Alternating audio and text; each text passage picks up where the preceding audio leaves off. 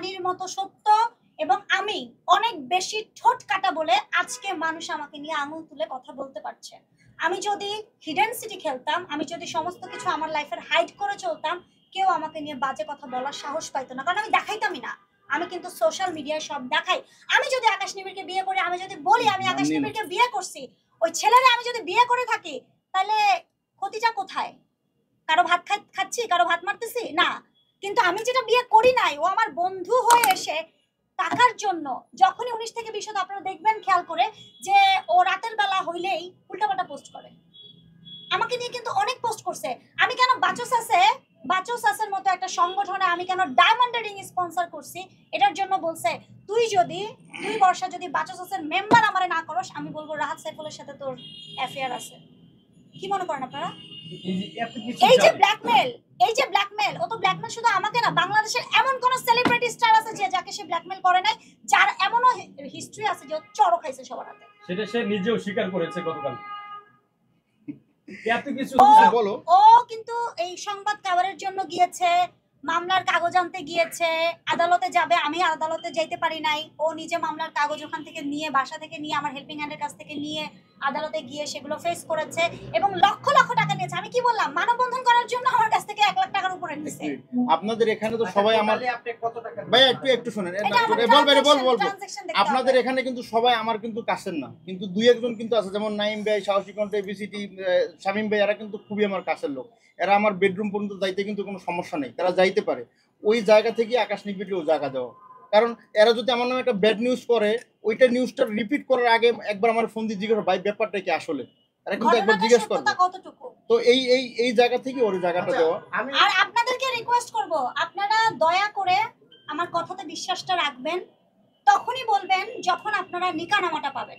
আচ্ছা, উইদাউট নিকানামা, মুখের কথায় আপনারা দয়া করে বিভ্রান্ত এই ডিজিটাল প্ল্যাটফর্মে ছড়াবেন না, কারণ আমার দিন শেষে পরিবার আছে, আমার সোসাইটি আছে, আমি পুরান ঢাকার স্থানীয় একটা মেয়ে, আমার নিজের একটা বাড়ি আছে, নিজের একটা আইডেন্টিটি আছে, নিজের একটা হোল্ডিং আছে, একটা পরিবার নিয়ে আমাকে বিলন করতে হয়, আমার একটা সমাজ আছে। এই সমাজে আমাকে আর প্রশ্নবিদ্ধ করবেন না, এটা আপনাদের কাছে, আমার যারা কাছের এবং দূরের সকলের কাছে আমার আকুল আবেদন।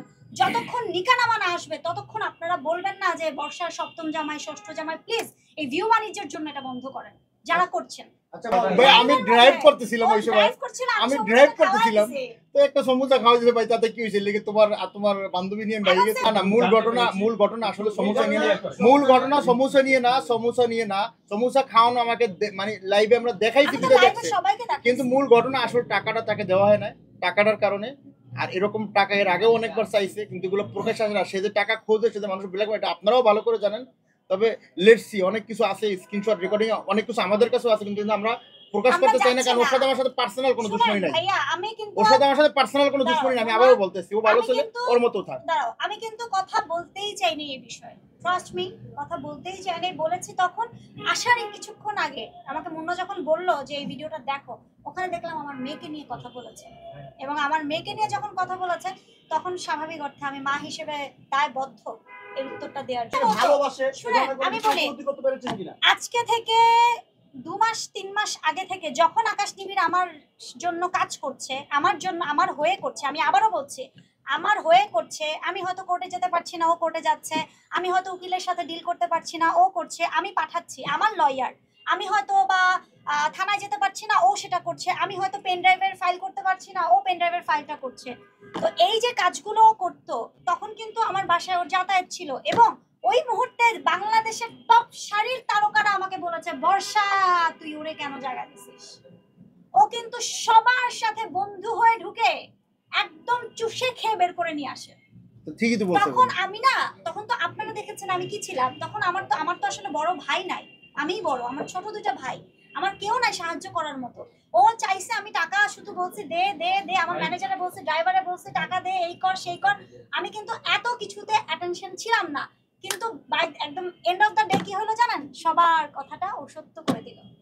আচ্ছা, পরিশেষে আকাশ নিবিড়কে লক্ষ্য করে কি বার্তা রয়েছে? ভালো হয়ে যেতে বলবো।